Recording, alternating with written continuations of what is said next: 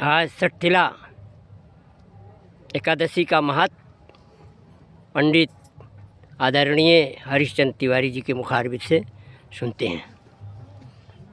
बोले लक्ष्मी नारायण भगवान की जय। ओम नमो नारायण, ओम नमो नारायण, ओम नमो नारायण, ओम नमो नारायण।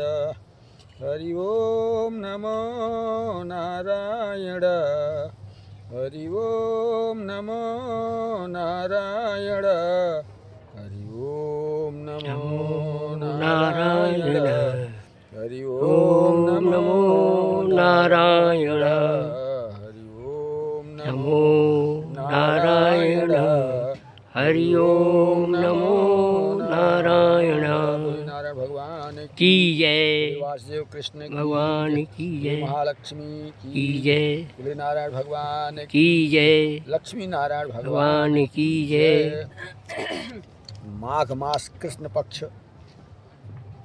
एक समय डालभ्य ऋषि ने पुलस्त ऋषि से पूछा, हे मुनीश्वर, आप मनुष्य लोक में ब्रह्म हत्या जैसे महान पाप करने वाले मनुष्यों का कैसे कल्याण करते हैं? क्या उसके नियम है?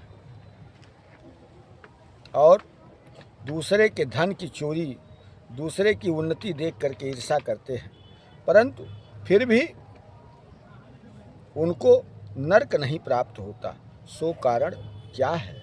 यह जानने की मुझे इच्छा है, आप विस्तार से कहें। उस समय पुलस्त महात्मा बोले, हे मुने, आपने मुझसे अत्यंत गंभीर प्रश्न पूछा है। इससे संसारी जनों को बहुत लाभ होगा।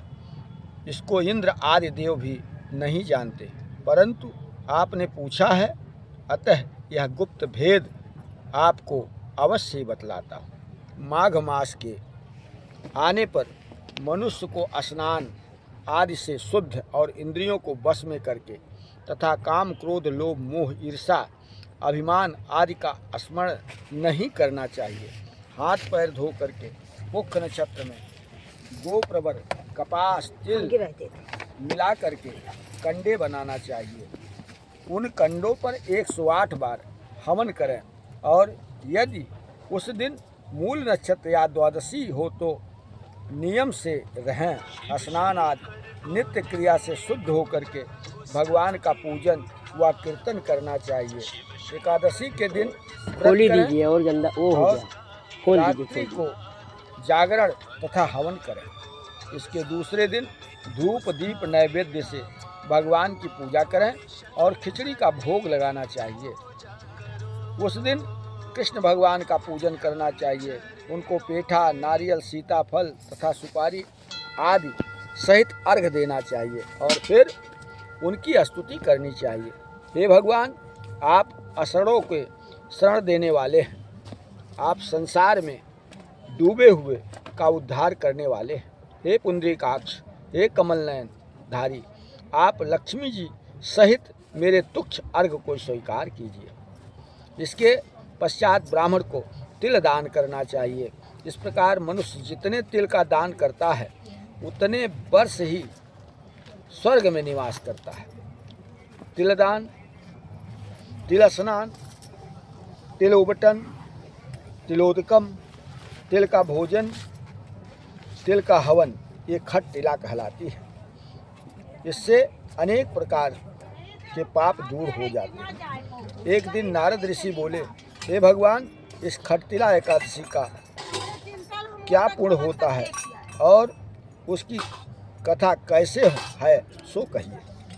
श्री भगवान कृष्ण बोले, हे नारद, मैं तुमसे आंखों देखी सत्य घटना कहता हूँ, ध्यान पूर्वक सुनो।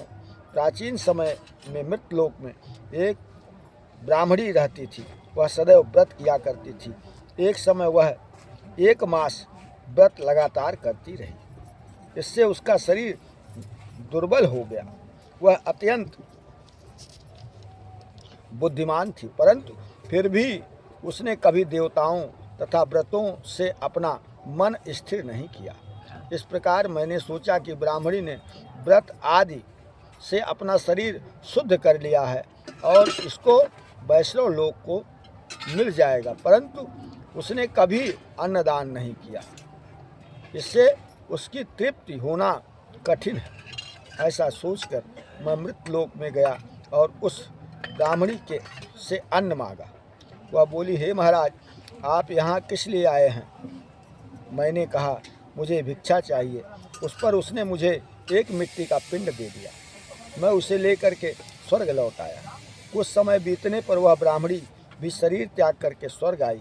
मृत्यु पिंड के प्रभाव से उसे एक आम का वृक्ष सहित गृह मिला, परंतु उसने गृह को अन्य वस्तुओं से शून्य पाया। वह घबरा गई और कहने लगी, हे भगवान, मैंने अनेकों व्रत आदि से आपकी पूजा की है, परंतु फिर भी मेरा घर वस्तुओं से रहित है। सो क्या कारण है? मैंने कहा, तुम अपने गृह को जाओ और देव स्त्रियां तुम्हें देखने आएंगी, तब तुम उनसे खट्टिला एकादशी का पुण्य और विधि सुन लो, तभी द्वार खोलना।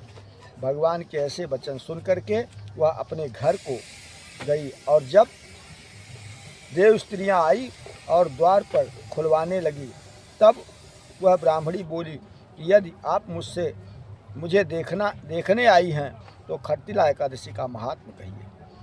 तब उसने एक देव स्त्री बोली, मैं कहती हूँ। जब उसने खट्टिला एकादशी का महात्म सुना दिया, तब उसने द्वार खोला। देव स्त्रियों ने उनको सब स्त्रियों से अलग पाया। तब उस ब्राह्मणी ने भी देव स्त्रियों से कहे अनुसार खट्टिला का व्रत किया। उसके प्रभाव से उसका गृह धन धान्य से परिपूर्ण हो गया। अतः खट्टिला एकादशी का व्रत अवश्य करना चाहिए। इस व्रत के प्रभाव से मनुष्य राम व्रत होकर के सभी पापों को नष्ट कर देता है। लक्ष्मीनारायण भगवान की जय। श्रीमन नारायण नारायण नारायण, श्रीमन नारायण नारायण नारायण, सत्य नारायण नारायण नारायण। अभी आप प्रयागराज नारायण नारायण दंडी स्वामी आश्रम में पंडित जी से खट्टिला एकादशी महात्म सुन रहे थे। जय श्री सीताराम। फिर मिलते हैं। जय श्री सीताराम। जय प्रयागराज की।